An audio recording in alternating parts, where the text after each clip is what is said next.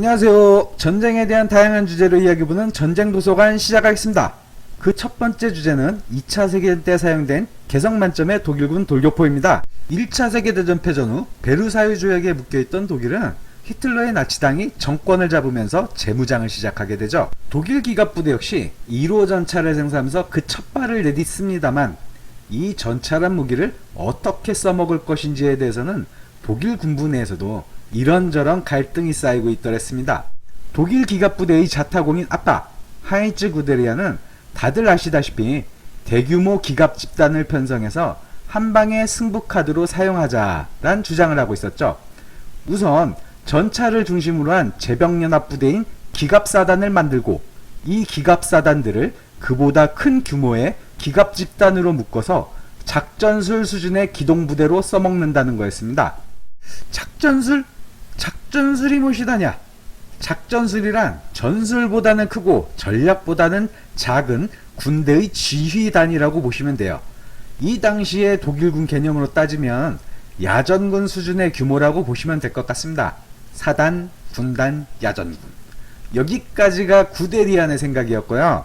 독일 육군 참모총장인 루트비베크 장군의 생각은 조금 달랐던 게 당시 독일 육군의 능력상 검증되지 않은 대규모 기갑 집단보다는 그보다 작은 여단급 기갑 부대들을 편성해서 보병사단들을 지원해줘야 한다는 입장이었습니다.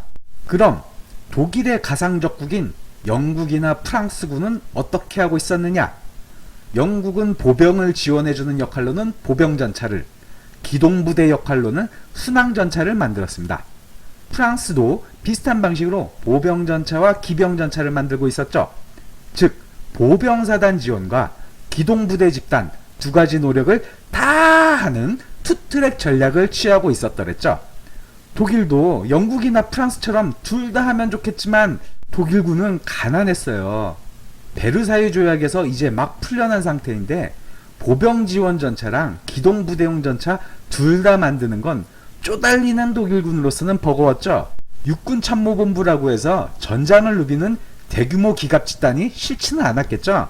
하지만 당장의 현실은 보병사단의 전투력 개선시키는 것만도 벅찬 상태였던 거예요. 기갑 집단이 맹활약하여 적진 깊숙이 진격에도 보병사단들이 그 뒤를 받쳐주고 전과를 확대해주지 않으면 그저 각계파당할 뿐이었죠. 여기서 등장한 인물이 그 유명한 에리 폰 만슈타인입니다. 이때의 만슈타인은 꼬꼬마 대령이었지만 육군참모본부 작전과장이라는 중책을 맡고 있었기에 발언권은 제법 있었더랬습니다. 만슈타인은 전차는 기갑사단에 편성해 줌으로써 집중을 하되 보병사단의 전투력 개선도 필요하므로 보병 지원을 위한 포가 달린 장갑 전투 차량을 별도로 만들자는 아이디어를 내놓습니다. 기갑병과가 아닌 포병병과가 사용하는 돌격포라는 새로운 전투 차량에 대한 아이디어가 구체화된 순간이었죠.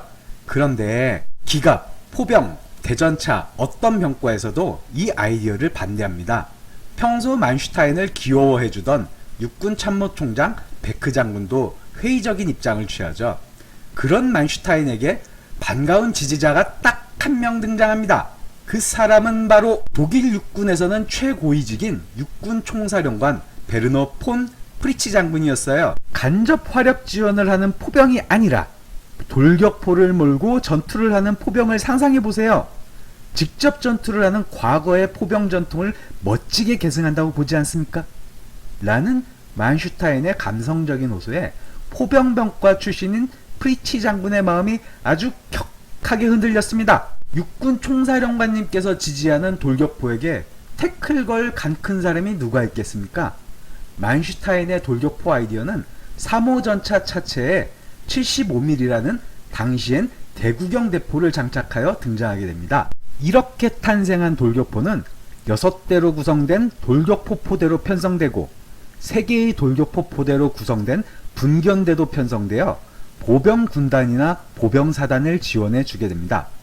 보병부대 입장에서는 믿음직한 화력 지원 수단이자 대전차 방어 수단이었죠.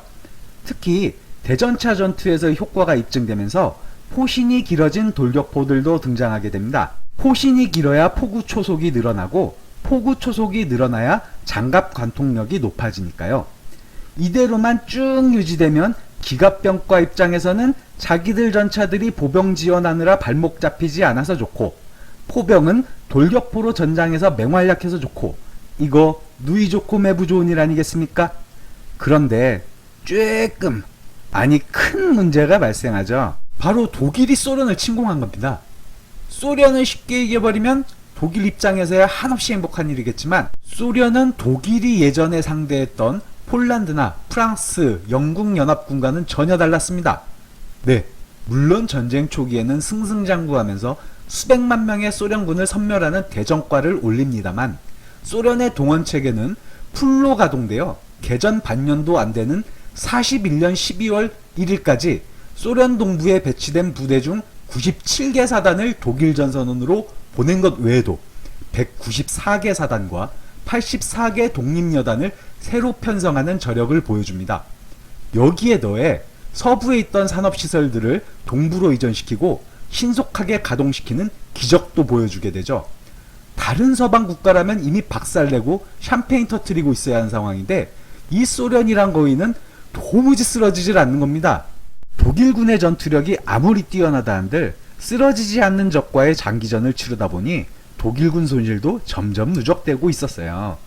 거기다 모스크바 전투, 스탈린그라드 전투 등을 치르면서 소련군의 전투력은 날이 갈수록 향상되어 가는 데 비해 독일군은 일적, 물적 자원이 손실을 보충하기에 턱없이 부족했죠. 예전에는 독일 기갑사단이라 하면 2 내지 4개 전차대대를 거느리고 수백 대의 전차를 굴렸지만, 전차가 부족해지면서 겨우 1개 전차대대에 수십 대의 전차를 굴리는 기갑사단들이 부지기수가 된 겁니다. 그래요, 독일군은 가난했거든요. 전쟁이 이렇게 어렵게 돌아가다 보니 독일군 입장에서 전차와 같은 핵심 전투 장비를 보다 원활하게 공급하기 위한 구원투수가 등장합니다. 모스크바 전투에서 정리해고당했던 구데리안이 신설된 기갑총국의 기갑총감으로 복귀하게 된 거죠. 기갑총감이란 자리는 독일군 기갑 차량에 대한 생산, 훈련, 배급을 총괄하는 자리였고, 구데리안은 이 직함을 써먹어서 모든 기갑 차량에 대한 통제권을 장악하려고 했습니다. 그 결과 전차, 기갑수덱, 기갑척탄병, 대전차, 중돌격포에 대한 통제권이 구데리안에게 가게 됩니다만, 돌격포 부대만은 구데리안이 아닌 포병병과 관할로 남아있게 되죠. 구데리안 입장에서야 돌격포 생산 때문에 그만큼 전차 생산량이 부족해지니 미치고 팔딱 뛰겠지만, 포병병과 입장에서는 자신들이 열심히 싸워 훌륭한 전과를 일궈내고 있는데 기갑병과가 그 노력을 평가절하하고 뺏어가는 걸로 보였겠죠. 돌격포로 배출한 기사철십자 훈장 수여자가 몇 명인데 이런 좋은 자리를 뺏길 수 있나요? 기갑병과와 포병병과 간의 돌격포를 둘러싼 갈등은 돌격포 생산량의 일정량을 기갑병과가 가져가는 걸로 일단 잠정적인 합의가 이루어집니다. 기갑병과는 이렇게 받은 돌격포를 일부 신편전차대대와 대전차 부대에게 주게 되죠. 이렇게 기갑병과가 가나라는 돌격포가 또 생겨나게 된 거죠. 그런데 기갑병과 포병병과의 싸움이 이렇게 끝난 거냐 하면 또 그렇지도 않은 게, 3호 돌격포 후속 차량으로 개발된 차량에 기갑병과가 구축전차란 이름을 붙여버리게 됩니다. 이름 따위 뭐가 중요하냐고요? 중요하죠. 구축전차잖아요. 이름이 구축전차이니 이 차량은 기갑병과인 겁니다. 원래 돌격포로 개발되었던 이 차량은 이렇게 4호 구축전차가 되어버립니다. 이후부터 신형 차량들에게는 구축전차란 이름을 줄줄이 붙여대서 포병의 입김을 싹 잠재워버린 거죠. 독일 기갑부대는 다종다양한 장갑전투 차량을 개발 배치하여 밀떡들에게는 흥미진진한 소재가 되고 있지만, 그 실상은 이렇듯 병과 간 밥그릇 싸움의 산물인 겁니다.